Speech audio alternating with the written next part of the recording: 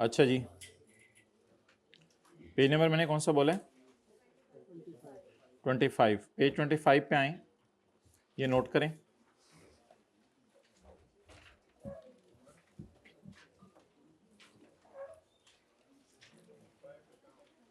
Page 25 पर पहले point के लिए ये नोट करना है। आप कहीं और सफ़े पे नोट कर लें अगर जगह नहीं है तो। पेज 25 पे आके ये नोट करें।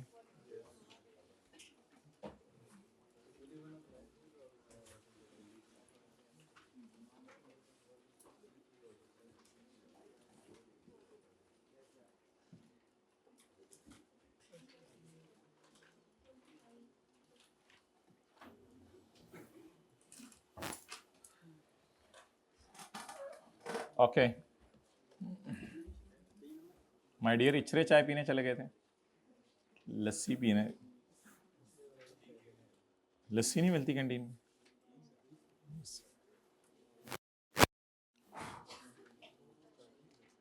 ओके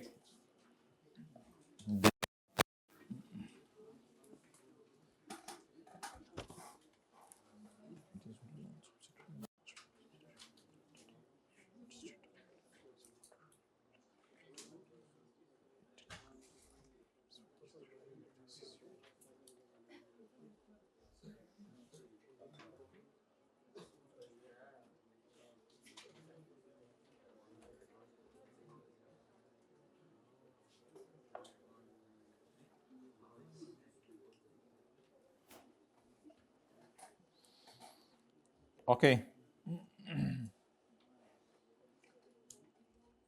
चलें जी, 1 से 2 मिनट का कॉन्सेप्ट है।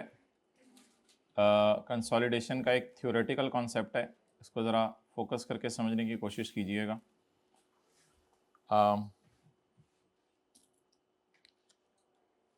इधर देखें,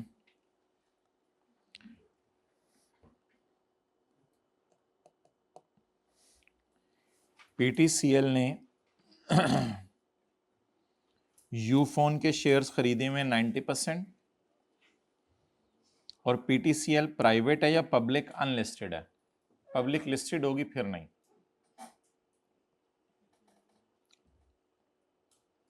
छेती छेती टूरो मेरे ब्रो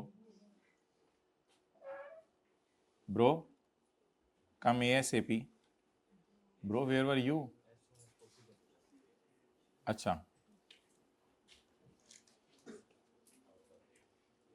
चलें, हाइब्रिड में आ जाएं, बिल्कुल बहुत टाइम पे आए, 11:25 हो गए हैं। अब सारे ज़रा इधर फोकस करें, सारे ज़रा इधर फोकस करिए अकरम। पीटीसीएल ने यूफोन के शेयर खरीदे हुए हैं और पीटीसीएल प्राइवेट या पब्लिक अनलिस्टेड कंपनी है।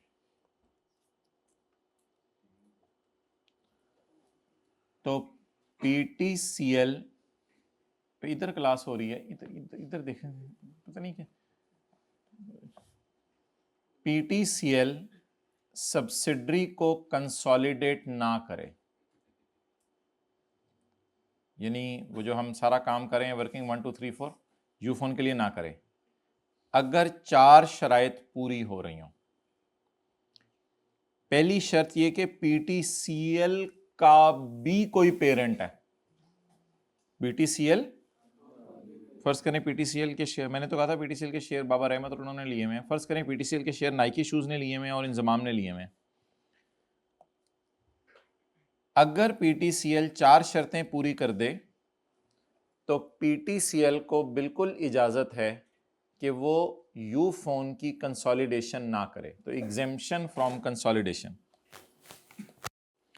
पहली शर्त, पीटीसीएल का कोई अपना पेरेंट होना चाहिए। पीटीसीएल का अपना पेरेंट होना चाहिए, या 100% ओन करे या 100 से कम करे, उससे कोई फर्क नहीं पड़ता, वह 50 से ऊपर करे। पीटीसीएल का अपना पेरेंट होना चाहिए। ये होली ओन तो नहीं कर रहा पीटीसीएल को, लेकिन पार्शली तो ओन कर रहा है। पीटीसीएल का अपना पेरेंट होना चाहिए। दूसरी शर्त, पीटीसीएल के डिबेंचर और शेयर स्टॉक एक्सचेंज में लिस्टेड ना हो। तीसरी शर्त, पीटीसीएल अपनी फाइनेंशियल स्टेटमेंट्स एससीसीपी को जमा ना करवाती हो। और चौथी शर्त, नाइकी शूज कंसोलिडेशन करने को मान जाए, जिसमें वो इन सबको समेट ले और पब्लिक भी करे उस फाइनेंशियल स्टेटमेंट को। तो अगर ये चार शर्तें पूरी हो जाएं तो PTCL is relax in consolidation. Let's repeat, PTCL subsidiary की कंसोलिडेशन ना करे अगर पीटीसीएल का अपना पेरेंट हो, फुल्ली या पार्शली, उससे कोई फर्क नहीं पड़ता, और पीटीसीएल के डिबेंचर्स और शेयर स्टॉक एक्सचेंज में लिस्टेड ना हो। और तीसरी शर्त, पीटीसीएल अपनी फाइनेंशियल स्टेटमेंट्स स्टॉक एक्सचेंज में जमा ना करवाती हो, एससीसीपी में जमा ना करवाती हो। और चौथी शर्त, नाइकी शूज एक कंसोलिडेटेड फाइनेंशियल स्टेटमेंट बनाए जिसमें सबको ले ले और उनको पब्लिक भी करे। चलें जी, अब ये आपकी किताब पे तो नहीं हुआ हुआ नोट, मैंने लास्ट टाइम वालों को नोट करके दिया था। आपको जहां जहां जरूरत हुई नोट करते रहिएगा। फिलहाल मुझे पढ़ने दें, जब नोट करना होगा मैं खुद बताऊंगा। पॉइंट 3 की हेडिंग पढ़े my dear. Conditions under which PTCL is not required to prepare IFRS 10 requires that an entity that is a parent shall present consolidated financial statements. Parent ने तो करनी होती हैं। And must include all subsidiaries of parent, और parent की सारी subsidiaries इसमें होनी चाहिए। भाई ये बाहर करें जो भी करना है, फिर क्लास में आए। A PTCL need not present consolidated financial statements. PTCL consolidation if and only if all of the following conditions apply. It से क्या मुराद है? PTCL.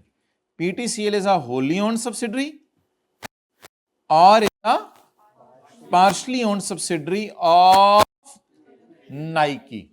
अब लिखनी पड़ेगी चीजें वरना समझ नहीं आनी घर जाके। PTCL is a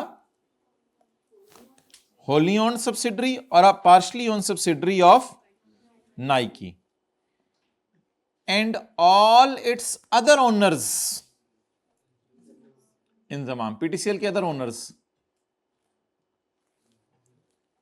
इनको ना इन्फॉर्म करना है आपने, यार इंजमाम वो ना मैं ना कंसोलिडेशन नहीं कर रहा, इनको आपने इन्फॉर्म करना है। अदर को, ये तो अपना ही बंदा है ना, अदर्स को जरा इन्फॉर्म कर देना, यार मैं ना कंसोलिडेशन नहीं कर रहा। And all its other owners, its से क्या मुराद? पीटीसी। अदर ओनर्स से क्या मुराद? And all PTCLs other owners have been informed about, इनको बता दें मैंने कंसोलिडेशन नहीं करनी, लेकिन इनकी इजाजत लेनी जरूरी है। एंड डू नॉट ऑब्जेक्ट, और उनको फिर एतराज नहीं हो इस पर, अगर एतराज है तो फिर करनी पड़ेगी। And do not object to the parent not presenting the, not presenting पे ऑब्जेक्शन नहीं है उनकी, वो प्रेजेंट नहीं कर रहे, कहते हैं हमारी इस पे कोई ऑब्जेक्शन नहीं है, खैर है यार नहीं प्रेजेंट करनी ना करो। पहली शर्त तफसील से ये बनी कि इसका अपना पेरेंट होना चाहिए फुल या पार्शल, और दूसरे ओनर मान जाएं कि पीटीसीएल कंसोलिडेशन ना करे, ये पहली शर्त है। दूसरी शर्त, मेरा नहीं ख्याल इसको याद करना या रट्टा मारना होगा, बार बार पढ़ लीजिएगा। दूसरी बात, इट्स से मुराद पीटीसीएल, और नीचे वाले इट्स से मुराद भी पीटीसीएल, इट इकट्ठा ही एक ही दफ़ा ले लें। इट्स डेट और इक्विटी इंस्ट्रूमेंट्स, हमें IFRS 9 पढ़ लिया हुआ है, डेट भी मार्केट में ट्रेड होता है, इक्विटी भी। इट्स डेट और equity instruments are not traded in public market. Public market को पाकिस्तान में तो स्टॉक एक्सचेंज कहते हैं, और डोमेस्टिक फॉरेन एक्सचेंज और an over the counter market, ये बाहर के मुल्कों में होती होगी। लोकल मार्केट्स भी हैं, रीजनल मार्केट्स जो पाकिस्तान में हैं, पाकिस्तान में तो स्टॉक एक्सचेंज ही है। PTCL did not file nor it is in the process of filing, मतलब यह है कि फाइल करती भी नहीं है और अभी आजकल भी ऐसा नहीं है कि वो मांग रहा है कोई और वो तैयारी कर रही है उसको जमा कराने की। जैसे आपके बारे में कहें you are not married and you are not is in the process of being married, समझ गए ना बात। लेकिन समवन इन नाउअडेज दिसंबर आपको पता है are is in the process of, कहीं ना कहीं से तो इनविटेशन आया ही हुआ है दिसंबर में, हाथ खड़ा करें, कहीं ना कहीं से तो इनविटेशन आया ही हुआ है। ये और बात है कि ऑब्वियसली हम जा नहीं सकते, मजबूरी है, पेपर है। तो it did not file, hybrid में कर लें बातें, इट डिड नॉट, अच्छा लिखा जा रहा है sorry, it did not file nor is in the process of filing it's financial statement with SECP और अदर रेगुलेटरी ऑर्गेनाइजेशन, दूसरे मुल्कों में कोई और होगी, for the purpose of issuing any instruments in public market. It's ultimate और intermediate parent, कई दफा बात ना परदादा तक पहुंची होती है तो फिर अल्टीमेट पेरेंट को मना लें तुम कर लो, लेकिन हमारा यही अल्टीमेट भी है, इंटरमीडिएट तो है नहीं। अल्टीमेट कोई ऊपर वाला मान जाए या दरमियान में से कोई भी मान जाए कि मैं सबको लेके कंसोलिडेशन कर लेता हूं, इट्स अल्टीमेट, और अगर बहुत ज्यादा है ऊपर तो इंटरमीडिएट पेरेंट, कोई भी मान जाए बीच में से। इट्स अल्टीमेट सबसे आखिरी बंदा, और एनी इंटरमीडिएट पेरेंट जैसे हमारे अल्टीमेट पेरेंट आदम अलैहिस्सलाम, इट्स अल्टीमेट और any intermediate parent produces financial statement, भाई तू फिर प्रोड्यूस कर फाइनेंशियल स्टेटमेंट, तुझे छुट्टी नहीं है, of debt are available for public, ये भी मैंने आपको बता दिया था, और ये पब्लिक के लिए यूज के लिए अवेलेबल हो, एंड कंप्लाई विद IFRS भी शर्त है, और ये IFRS फॉलो भी करती हो, इन विच सब्सिडरीज आर कंसोलिडेटेड। यार एक सूरत में ना सब्सिडरीज को FVTPL पे भी रखने की इजाजत है, वो आपके सिलेबस में नहीं है, इसलिए छोटी सी लाइन है, बस समझ लें कि लिखी हुई है, और made at FVTPL in accordance with IFRS, कुछ सूरतों में सब्सिडरीज को FVTPL पे भी रखने की इजाजत है। वैसे ये जो हम मेथड फॉलो कर रहे हैं ना, वर्किंग 1 2 3 4, इस मेथड का नाम आपको मैंने बताना है 4-5 दिन बाद, वो है एक्यूजिशन मेथड, यानी हमने पूरी सब्सिडरी को एक्वायर ही कर लिया है, वो ना FVTPL है ना FVTOC है, ये ना अमोर्टाइज कॉस्ट है। ये जो हम फॉलो कर रहे हैं आजकल ये एक्यूजिशन मेथड है, जिसमें वर्किंग 1 2 3 4 में हम पूरी की पूरी सब्सिडरी ही एक्वायर कर लेते हैं और हमारा पूरा कब्जा उसके ऊपर आ जाता है, इसका नाम एक्यूजिशन मेथड है। तो its ultimate parent produces financial statements that are available for public and comply with IFRS, 3 शर्तें हो गई, अल्टीमेट पेरेंट या इंटरमीडिएट पेरेंट प्रोड्यूस करे, दूसरी शर्त पब्लिक को अवेलेबल करे, और तीसरी शर्त IFRS को फॉलो करे, इन विच सब्सिडरीज आर कंसोलिडेटेड, या इतनी भी इजाजत है कि अगर सब्सिडरीज नहीं भी कंसोलिडेट करते, कुछ लोग बहुत ज्यादा सब्सिडरीज होती हैं कुछ लोगों की, तो फिर उनको FVTPL पे रखने की कुछ सूरतों में गुंजाइश है, लेकिन वो कहां गुंजाइश है वो इस वक्त हमने नहीं देखना।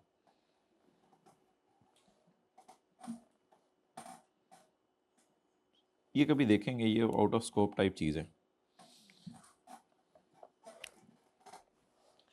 अच्छा भाई, ईयर एंड अगर आपका डिफरेंट है तो फिर कैसे कंसोलिडेशन होगी? पेरेंट का ईयर एंड 31 दिसंबर है, सब्सिडरी का 30 सितंबर है, अगली सब्सिडरी का 31 अक्टूबर है। अब पेरेंट है उसकी 3-4 सब्सिडरीज हैं, 2 सब्सिडरीज तो आपके सिलेबस में नहीं है न्यूमेरिकली, लेकिन यहाँ तो हम डिस्कशन कर सकते हैं। पेरेंट की अगर एक से ज़्यादा सब्सिडरीज हैं या एक ही सब्सिडरी है, उसका अकाउंटिंग ईयर एंड और पेरेंट का ईयर एंड डिफरेंट है, तो क्या हल है? Same reporting dates of parent and subsidiary. The financial statements of parent and subsidiary used in preparation of consolidation shall have the same balance sheet date. इनकी balance sheet date same होनी चाहिए, P&L date same होनी चाहिए, cash flow की date same होनी चाहिए। When period end is different, the subsidiary prepares for consolidation purposes additional financial information as of the same date as of the parent. तो छोटे को कहीं बड़े के लेवल पे हैं या बड़े को कहीं छोटे के लेवल पे? छोटे को कहीं के मेद रख के बड़े के लेवल पे आए। अब बड़े ने अगर गले मिलने हैं तुमसे ईद के, तो ये नहीं कि बड़ा नीचे बैठ के तुमसे गले मिले, तो छोटे को टेबल रखो आप गले मिलो ईद के, तो छोटे को क्या कहें कि तुम क्या करो,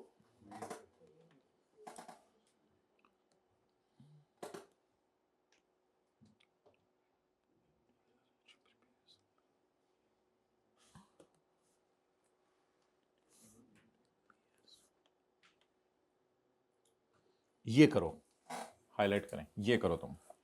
हमने पहले वाला हाईलाइट कर लिया हुआ था जो किया हुआ था, पता नहीं क्या हो रहा है आज। तो अंडरलाइन कर लें फिर, बोलें वेयर पीरियड एंड इज। अब होगा क्या एमसीक्यूज में ना, इस लाइन के ऑपोजिट कोई लाइन लिखी होगी, उसे क्रॉस करना होगा और ये लाइन ढूंढ के उसे टिक करना होगा। When period and is different, चीजें बड़ी आसान आसान सी छोटी छोटी सी होती हैं, स्किप कर जाते हैं बच्चे, उधर से नंबर इजी लूज कर जाते हैं, एक एक नंबर से पास फेल के फैसले हो रहे होते हैं। Where period end is different, the subsidiary prepares for consolidation purpose additional financial information as of the same date to enable the consolidation unless it is। अगर impracticable है तो फिर और बात है, लेकिन आमतौर पे प्रैक्टिकेबल होता है, एडिशनल फाइनेंशियल इंफॉर्मेशन बना लें। तो आप महीने के अकाउंट्स फिर अलग बनाने पड़ेंगे और वो डाल के आपको बैलेंस शीट डेट हमारी पे आना पड़ेगा, if it is impracticable to do so. लेकिन अगर आप कहें क्या चीज impracticable है, यार ऐसा तो ना करें ना, आसान सी बात है।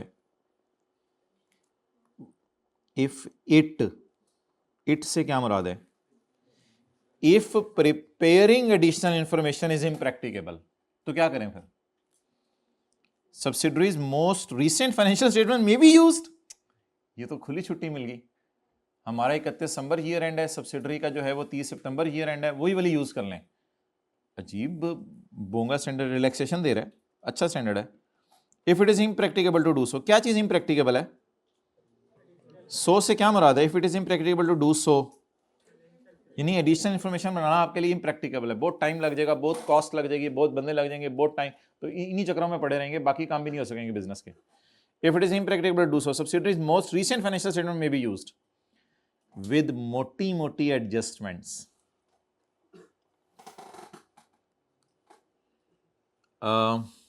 Use most recent financial statements with significant adjustments, मोटी मोटी एडजस्टमेंट्स कर लें, कोई sale purchase of fixed asset की एडजस्टमेंट है वो कर लें, कोई बड़ा एसेट डिस्पोज हुआ है वो, जो एंट्रीज आपको मटेरियल लगे, छोटी मोटी एंट्रीज और सारी करनी है वो तो फिर ऑप्शन अवेलेबल है, एडिशनल अकाउंट्स बनाए उसके 2-3 महीने के। अगर नहीं कर पा रहे, बेस्ट ऑप्शन बताएं, बेस्ट ऑप्शन प्रिपेयर, मजबूरी में most recent financial statement with, most recent use करने की इजाजत नहीं है, उसमें भी मोटी मोटी एडजस्टमेंट तो करें ना, कम से कम हमारे करीब तो आए कि 2-3 महीने में क्या फिक्स एसेट खरीदें, क्या बेचें, मोटी मोटी कोई चीजें खरीदी बेची हैं वो तो बताएं ना। इन एनी केस, लेकिन किसी भी हाल में कहता है the difference should not be more than 3 months, 3 month से ज्यादा अगर डिफरेंस है ना, तो फिर मैं आपको इजाजत नहीं देता कंसोलिडेशन की, फिर आप उसको खींच के लाएं अपने पास। In any case, the difference between reporting dates shall not be more than 3 months, and the length of reporting periods and any difference between the dates of balance sheet shall be the same from period to period। मतलब बताएं, फर्ज कर लें 3 महीने का फर्क है तो एक्सेप्टेबल है। अब आपने ये नहीं करना कि अगले साल 2 महीने का फर्क डाला हो, आप साल साल उसका चलाएं, साल साल इसका चलाएं, पीरियड भी सेम रखें और डेट्स का डिफरेंस भी सेम रखें। अगर 1 महीने का गैप है तो हर साल 1 महीने का गैप रखें, कहता है कोई मसला नहीं। 2 महीने का गैप है, हर साल 2 महीने का गैप रखें, कोई मसला नहीं। 3 महीने का गैप है, हर साल 3 महीने का गैप रखें, कोई मसला नहीं। ये नहीं कि पहले साल 3 महीने का गैप डाला हो, दूसरे साल 2 महीने का गैप डाला हो, तीसरे साल फिर 3 महीने का गैप डाला हो, चौथे साल फिर 1 महीने का गैप डाला हो, तो ये एक्सेप्टेबल नहीं है। Try to understand the length of reporting period. Length of reporting period का मतलब है साल साल यूज करें, उसका भी साल इसका भी साल। And any difference between the dates, और डेट्स के दरमियान difference over the period shall be same. Period to period इसको आपने क्या रखना है, सेम रखना है। इन दोनों में फर्क समझ आ गया। अगर आपने डिफरेंस डालने 2-3 महीने का तो डाल दें, लेकिन 2 शराइत हैं। Number 1, length of reporting period and difference between the dates. Length and difference shall be same। Length अरसा और डिफरेंस या 2 महीने 3 महीने, इसको ओवर द ईयर सेम रखें, बार बार बदलते ना रहें।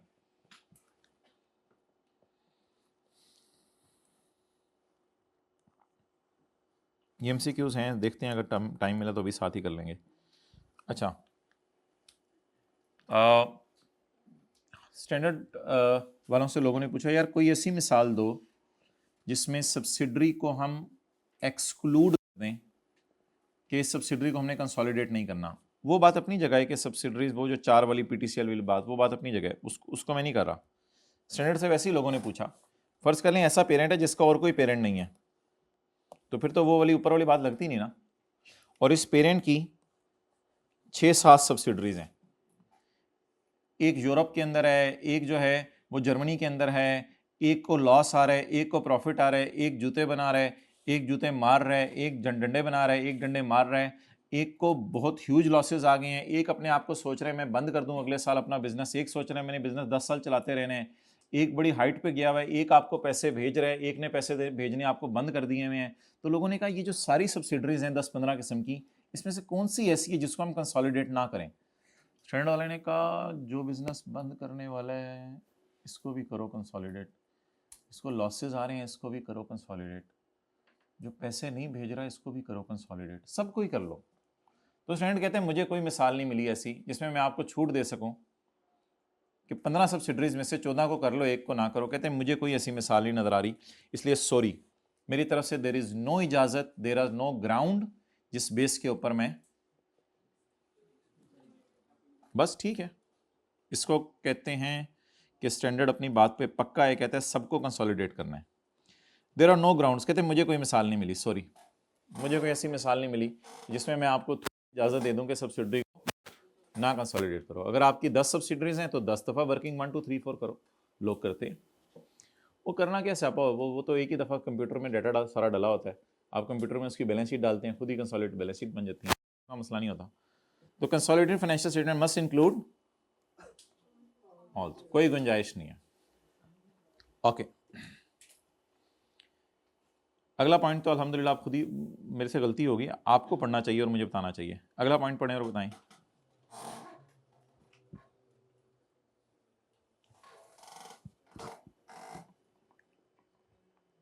हाथ खड़ा करें।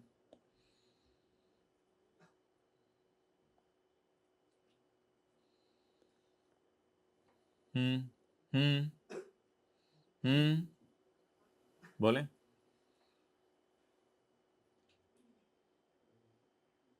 भाई समझ आ गया आपको, पता नहीं क्यों शर्मा रहे हैं बोलते हुए, समझ आ गया, अल्लाह का शुक्र है। जी बोलें।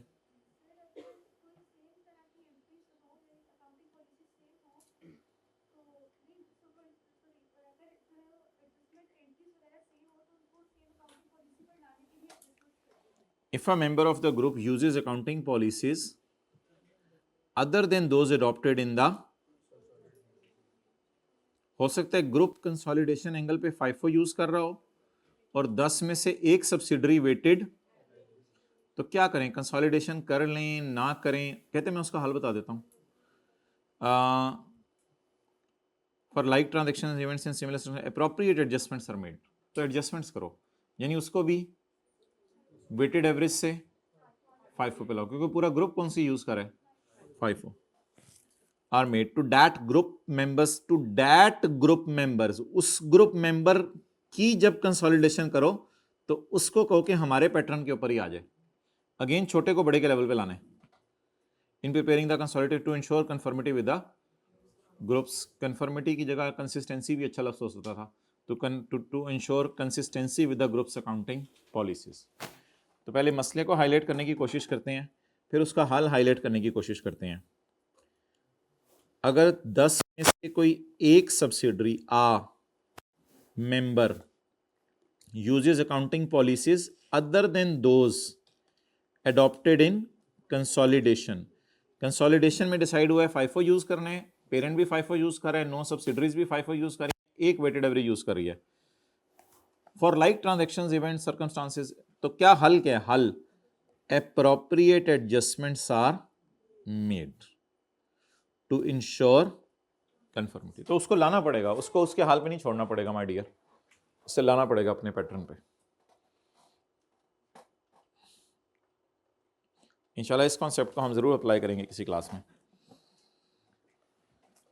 ये जो हम कंसोलिडेशंस की कर रहे हैं, वर्किंग 1 2 3 4, वर्किंग 1 2 3 4, इसका नाम क्या है प्रॉपर मेथड का? Acquisition method. जरा इसमें बताएं हम करते क्या हैं। All business combinations are accounted for by, जब भी बिजनेसेस कंबाइन होते हैं तो कौन सा मेथड यूज किया करेंगे? FETPL, FETOCI या एक्विजिशन मेथड, विच इन्वॉल्व्स, सबसे पहले सवाल में कहता है ढूंढा करें पेरेंट कौन है। वो हमें तो इजीली पता चल जाता है, सवाल में लिखा होता है P एक्वायर्ड, तो वहां से उस लाइन से पता चल जाता है। आने वाले दिनों में ऐसा होगा कि कंपनीज के नाम दिए होंगे, सी लिमिटेड, ओशन लिमिटेड, तो कहीं जाके लिखा होगा जैसे लेसर लेसी पता चलाते थे, तो सी एक्वायर्ड। सबसे पहले कहते हैं सवाल में क्या ढूंढा करें? पेरेंट। तो उसने कहा ये तो हम पहले दिन से ढूंढ रहे हैं। डिटरमिन द एक्विजिशन, वो अल्लाह का शुक्र है सवालों में दी होती है, कभी 2 साल पहले खरीदा होता है, कभी 4 साल पहले खरीदा होता है। कहते हैं तीसरा काम क्या करें? Record and measure identifiable assets acquired, identifiable liabilities assumed and any NCI. My dear, हम एसेट्स और लायबिलिटीज नहीं ढूंढते, हम उसकी इक्विटी से खेलते हैं। पूरी दुनिया के अंदर ही ऐसी हो रही है, जितनी किताबों में कंसोलिडेशन है वो उसकी इक्विटी से खेलना होता है, लेकिन इन द एंड इक्विटी का नाम हम नेट एसेट्स रख देते हैं। तो वो कह रहे हैं उसके एसेट्स और लायबिलिटीज बताओ। हम उसके एसेट्स और लायबिलिटीज लेके जाते हैं वर्किंग 1 में, या एसेट्स और लायबिलिटीज की जगह इक्विटी लेके जाते हैं? इक्विटी लेके जाते हैं। तो कहते हैं अगला काम यह है कि उसके एसेट्स लायबिलिटीज ढूंढो, लेकिन हम आसान काम करते हैं, हम उसकी जगह क्या उठा लेते हैं? इक्विटी। कहां पे? वर्किंग, और वर्किंग 1 में क्या निकालते हैं? एनसीआई। एक्वायरी कौन होता है? एक्वायरी यूफोन। यूफोन में किसका नॉन कंट्रोलिंग इंटरेस्ट होता है? इमरान खान का। एक्वायरर कौन होता है? पीटीसीएल। एक्वायरी सब्सिडरी और एनसीआई इमरान खान।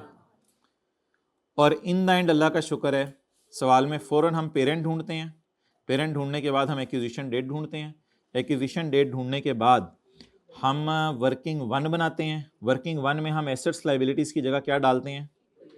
इक्विटी डालते हैं, एनसीआई निकालते हैं, और इन द एंड रिकॉर्ड हो जाती है और मैयर हो जाती है गुडविल। कभी गुडविल पॉजिटिव आती है, कभी गेन आ जाता है, जिसको हम अदर इनकम में ले जाते हैं अगर बैलेंस शीट का सवाल हो तो, वरना पॉजिटिव गुडविल को तो consolidated statement of financial position में लेके जाते हैं। नेगेटिव गुडविल हो तो उसे बारगेन परचेज का गेन कहते हैं। इसलिए मैं कहने कहा था स्टैंडर्ड में नेगेटिव गुडविल लफ्ज यूज नहीं हुआ, बारगेन परचेज का गेन। बहस करके हमने सब्सिडरी को सस्ता खरीदा। ओके, अगला काट दें, कॉन्टेंजेंट लायबिलिटी। नेगेटिव गुडविल पढ़ना चीजों को बस 5-7 मिनट लगा के पढ़ लीजिएगा। अच्छा, स्टैंडर्ड कहता है, रियली सॉरी यार आपने बताना था, मादरत। स्टैंडर्ड कहता है नेगेटिव गुडविल भी कोई चीज है लेकिन उसका नाम बार्गेन परचेज है। कहते हैं मैं नहीं मानता नेगेटिव गुडविल आती है। कहता है मेरा ये मशवरा है कि जब कभी नेगेटिव गुडविल आए ना, या तो आपने एसेट्स की रिवैल्यूएशन गलत की है, या आपने इन्वेस्टमेंट की प्राइस गलत उठाई है, या आपने एनसीए पे प्रोपोर्शनेट शेयर गलत लगाया। कहते हैं कोई ना कोई गलती आपने की है। पागल नहीं है लोग कि दुनिया में सस्ती चीजें बेचें, लेकिन अगर ये सारा करके भी आपको पता चले कि आपकी फिगर सही है, कहते हैं फिर मैं मान लेता हूं कि ये चीजें आपकी नेगेटिव गुडविल है। तो कहते हैं जब कभी ये सारे के बाद जवाब इधर आ जाए तो पेपर में नहीं करना, प्रैक्टिकली कह रहा है ये सारी चीजें दोबारा जरा चेक करो, ये इनमें तो कोई गलती नहीं है। और अगर इनमें गलती ना हो तो फिर मान जाओ, पता नहीं फिर दीवाना था सऊदी किंग, क्यों सस्ती चीज बेच के चला गया, फिर मान जाओ। कहते फिर मुझे कोई मसला नहीं। तो कहते हैं यार रिव्यू बड़ा जरूरी है, क्योंकि लोगों ने नेगेटिव गुडविल रिकॉर्ड करनी शुरू कर दी थी। मुझे ये पसंद नहीं आ रही बात, मैं इस बात को बर्दाश्त नहीं, वो हजम ही नहीं कर पा रहा कि लोग सस्ती चीज़ें बेच रहे हैं दुनिया में। पागल है कोई अपनी चीज़ सस्ती बेच के चला जाए। तो कहते हैं मेरा मशवरा रिव्यू किया करो चीज़ें। अब bargain purchase a business combination with the calculation of goodwill leads to a negative figure. When this happens, तो पीटीसीएल प्लीज जाग जाओ, यू मस्ट रिव्यू। अब ये लफ्ज आईकैप ढूंढेगा कि रिव्यू का लफ्ज आपने लिखा है या नहीं लिखा, और अगर नहीं लिखा तो आईकैप एमसीक्यू में रिव्यू का लफ्ज लिखेगा और टिक करवाएगा कि ये ऑप्शन सही है। You must review the procedure use to measure the amounts recorded at acquisition date. Acquisition date का, एक्विजिशन डेट वाली वर्किंग कौन सी होती है वैसे? एक्विजिशन डेट वाली वर्किंग 1 होती है ना, for all of the following. Sorry यार, हम तो एसेट्स और लाइबिलिटीज की जगह इक्विटी को लेते हैं, लेकिन थोड़ा सा अगर आप बड़े हो गए हैं तो इक्विटी में एसेट्स की रिवैल्यूएशन आ रही होती है तो एसेट्स लाइबिलिटीज को ही देख रहे होते हैं। कहते हैं एसेट्स लाइबिलिटीज को देख लो, उन पे कोई ना कोई गड़बड़ हुई हुई है इक्विटी में, या तुमने एनसीए गलत निकाली हुई है। कंसिडरेशन ट्रांसफर्ड होती है इन्वेस्टमेंट वाली अमाउंट। सऊदी किंग को जो पैसे देते हैं, उस सऊदी किंग को जो पैसे देते हैं उसका मुश्किल सा नाम बताएं। Consideration transferred. कहते हैं सारी चीज़ों को दोबारा देखो, तो रिव्यू कर लो, फिर भी अगर नेगेटिव गुडविल आ जाए तो ठीक है, फिर मैं क्या कर सकता हूँ, फिर रिकॉर्ड करो। फिर तो क्या आने पे क्या करना है? बार्गेन परचेज गेन आने पर 3 चीजों को रिव्यू करना है। एसेट्स और लायबिलिटीज को, एनसीआई को और कंसिडरेशन ट्रांसफर्ड को, इन 3 चीजों को रिव्यू करना है। आगे बताएं जी क्या लिखा है। एक्विजिशन डेट कौन सी होती है? The date on which the parent effectively obtains control of the acquiree, जिस दिन से आपका कंट्रोल आ गया। ऑब्वियसली जिस दिन आप पेमेंट कर देंगे कंट्रोल आ जाएगा। अच्छा, ये अभी रिस्ट्रक्चरिंग है, ये हमने नहीं पढ़नी, ये टेक करें।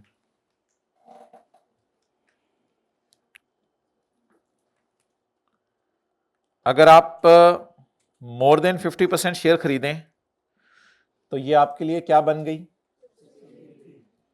सब्सिडरी पे आपका क्या है? कंट्रोल। कौन सा मेथड यूज करना है?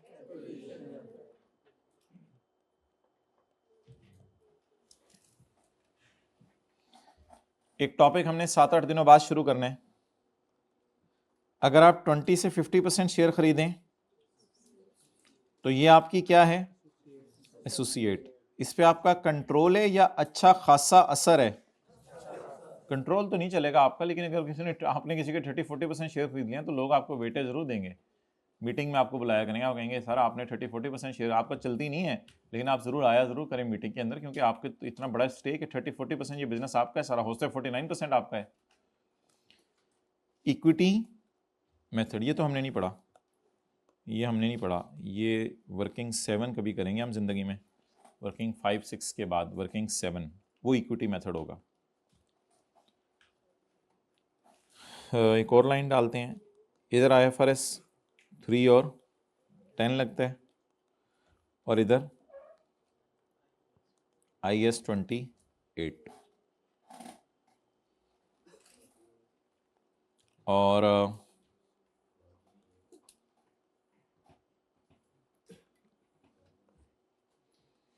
अगर 1 to 19% किसी के शेयर खरीद लें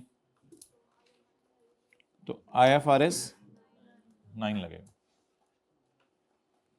लेकिन मेरे ख्याल से इधर फिर मेथड शेयर्स में तो 2 थे, FETPL और FET, बाकी इसे एसोसिएट नहीं कहते, कुछ सिग्निफिकेंट इन्फ्लुएंस भी नहीं होता हमारा, तो ऊपर वाली 2 लाइनें खाली छोड़ दें।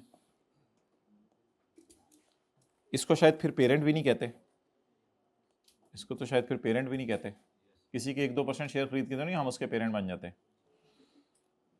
तो we are not a parent, not a parent, parent नहीं हम बन जाएंगे इसके, पेरेंट नहीं बन जाएंगे, नॉट अ पेरेंट।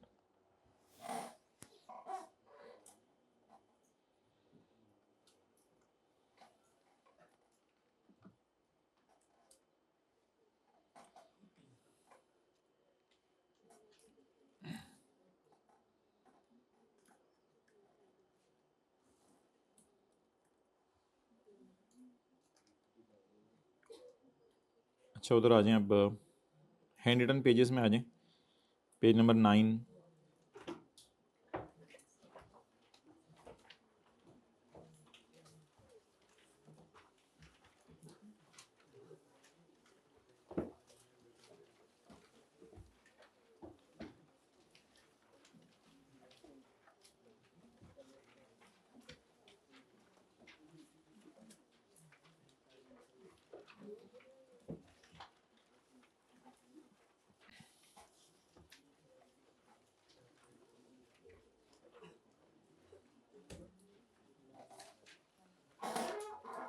कल वाली एडजस्टमेंट की लॉजिक समझें और फिर छुट्टी करें। कल वाली एडजस्टमेंट की लॉजिक समझें। फर्ज करें शोहर ने बीवी को 20 दिसंबर को चीजें बेची, क्या एंट्री करेगा? बीवी को 21 दिसंबर को पहुंची चीजें। अल्लाह का शुक्र है गुड्स इन ट्रांजिट नहीं है। गुड्स इन ट्रांजिट भी हम परसों वाली क्लास में पढ़ेंगे। गुड्स इन ट्रांजिट नहीं है, चीजें हमारे साल ही पहुंच गई। 20 को भेजी, 21 को ट्रक उधर पहुंच गया। बीवी की एंट्री करेगी creditor credit. Now if BV does not make payment, then what is payable?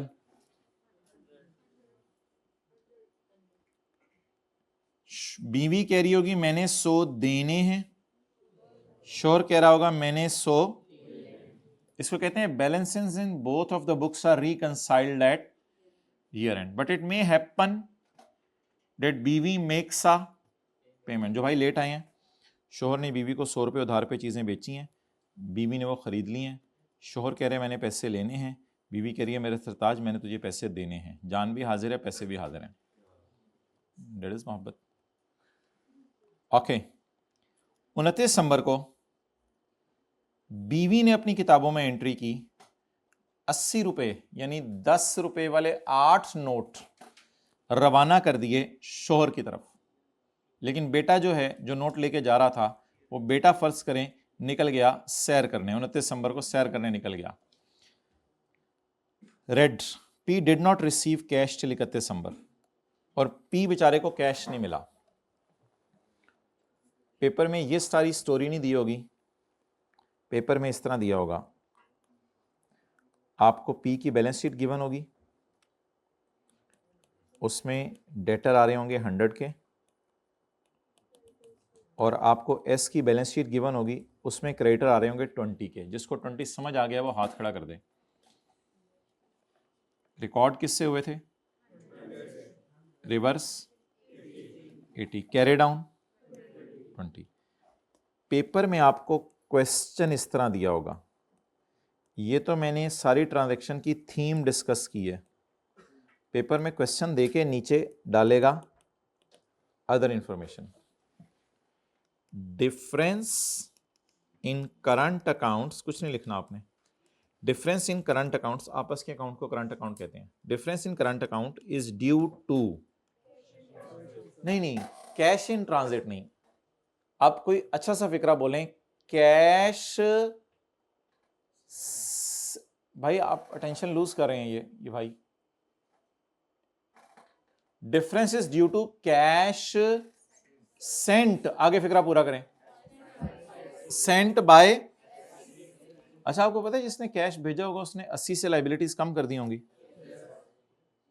लेकिन जिसको पहुंचा नहीं होगा उसने 80 से एसेट कम नहीं किया होगा। इसने 80 से लाइबिलिटी कम कर दी होगी, इसने 80 से डेटर कम नहीं किया होगा।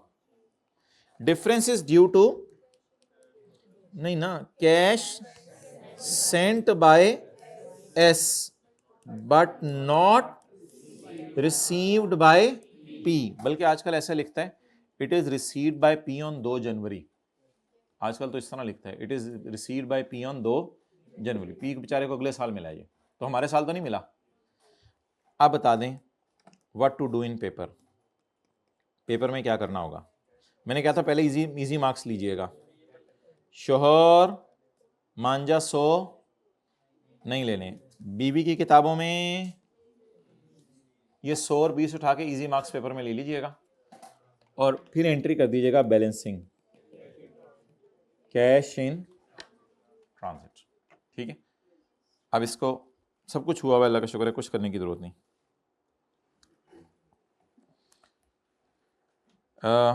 हैंड रिटन पेज नंबर 9, सारे इधर देखें आप, जो लेट आए थे वो भी। मैंने तुम्हें 100 रुपये की चीज़ें बेची हैं, मैंने तुमसे 100 लेने हैं। हाँ मैंने तुम्हें 100 देने हैं। चुप करके ना 80 भेज दिए इसने। कितने देने हैं अभी? 20। और इसने कितने लेने हैं? 100।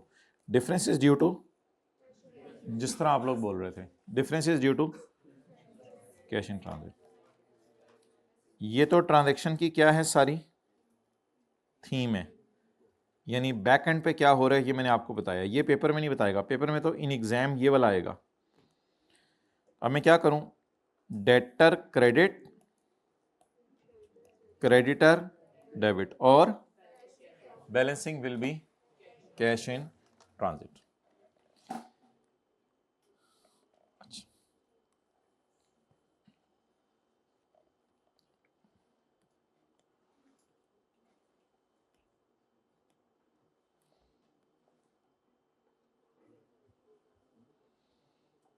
खामोश हो जाएं आप।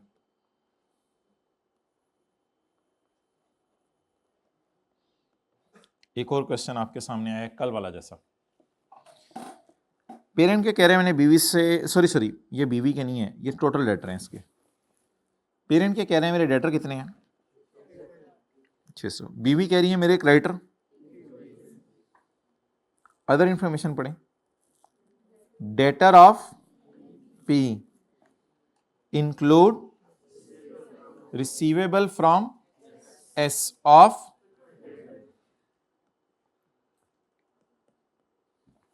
Any question? चलें आगे।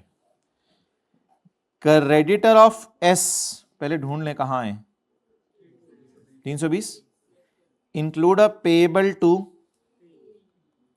थीम वही है ऊपर, 100 और 20 हो रहा है। वो कह रहा है मैंने 100 लेने हैं, ये कह रही है मैंने अभी 20 देने हैं, क्योंकि इसने 80 भेज दिए मैं उसे।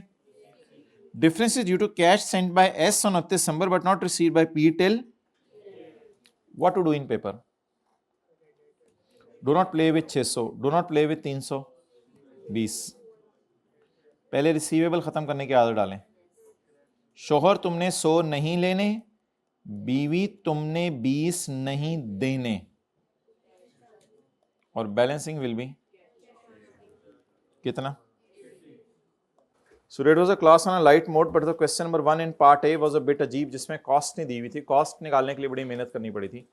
बाकी तो वो उसी टाइप का सवाल था जिस तरह का क्लास में कल क्वेश्चन नंबर 2 किया था पार्ट बी में। अल्लाह हाफिज़।